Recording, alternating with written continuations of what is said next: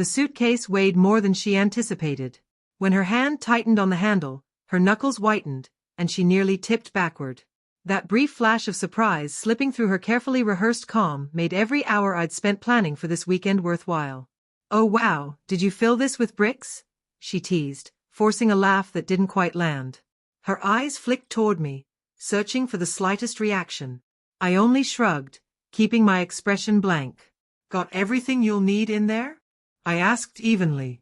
After all, this was supposed to be a special trip. She hesitated for a second, then stretched a smile across her face, the same false mechanical grin I'd been seeing for months. "You're so thoughtful," she murmured, leaning close to brush her lips against my cheek. They were cold, distant, detached. I watched as she wheeled the suitcase through the doorway, the tiny wheels squealing under the weight. Only when her car disappeared down the street did I finally let out a long breath. Showtime. Her name was Amanda. We'd been married for 8 years, together for a decade. For most of that time, I would have described us as happy, steady, comfortable. We had our routines, our inside jokes, our shared plans for the future, or at least I thought we did. That illusion shattered 3 months ago when I saw the first message. She had left her phone on the kitchen counter before heading upstairs for a shower. I hadn't gone snooping. The screen lit up on its own, and my eyes betrayed me. "Can't wait to see you this weekend. Miss you like crazy. Brent." Brent. The name meant nothing to me. No friend, no coworker. My stomach sank, but I didn't confront her. Not yet. Experience had taught me that rushing in blind only created disaster. I needed evidence, irrefutable proof.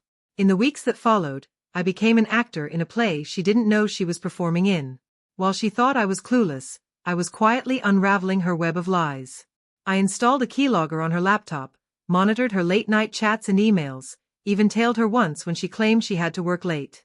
An upscale downtown hotel. How predictable. I slipped a GPS tracker into her car, too. Each excuse, each whispered "I love you" before she walked out the door, cut me deeper. Still, I said nothing. She believed she was in control, but she didn't realize she was the marionette, and I was the one cutting her strings one by one. When she casually announced a weekend getaway with her girlfriends, I nearly laughed. The lies had become so obvious. Her friends were suddenly all busy, plans shifted too easily, and last time I'd noticed a faint trace of cologne on her blouse, definitely not mine. "You deserve a little break," I told her smoothly. "I've got plenty of house projects to keep me busy." She beamed with delight. The audacity. She packed her nicest outfits, the ones I knew weren't chosen for me. Meanwhile, I prepared my own suitcase, not with clothes but with a mountain of proof. Screenshots, emails, receipts, all the evidence needed to blow her little fantasy apart. Brent lived in a luxury high-rise across town. I had staked out the building many times. He was exactly the type you'd expect.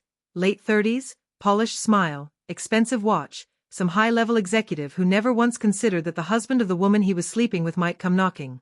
I parked a block away. Amanda's car was already there, crooked in her rush. I gave them an hour. Long enough to get comfortable. Then I approached, steady and deliberate, and knocked firmly on the door, just as I had practiced. Brent answered. His smile evaporated the moment he saw me. "Can I help you?" he asked cautiously. "Oh, I think you can," I said, stepping forward. He hesitated, weighing whether to slam the door, but I didn't give him the chance. I drove my shoulder into it, forcing my way inside. "You don't get to close the door, Brent," I snapped.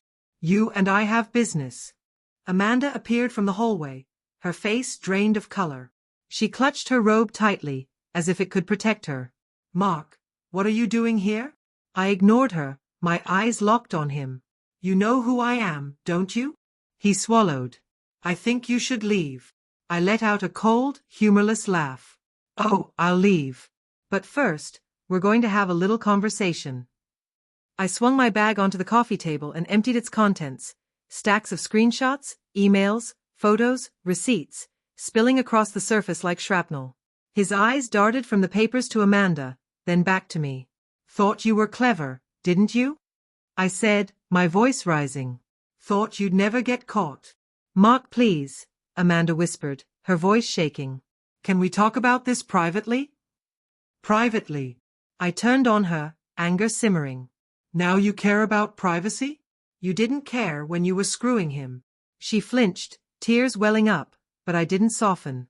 No, Amanda. You don't get to cry. You made your choices. Now you live with them.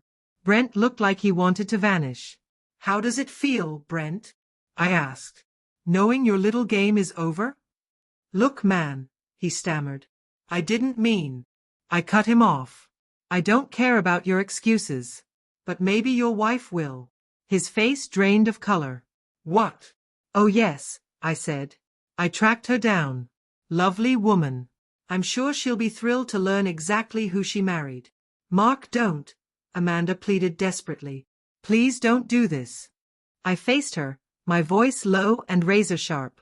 You should have thought about that before. Grabbing my bag, I moved toward the door. Just before leaving, I looked Brent dead in the eye.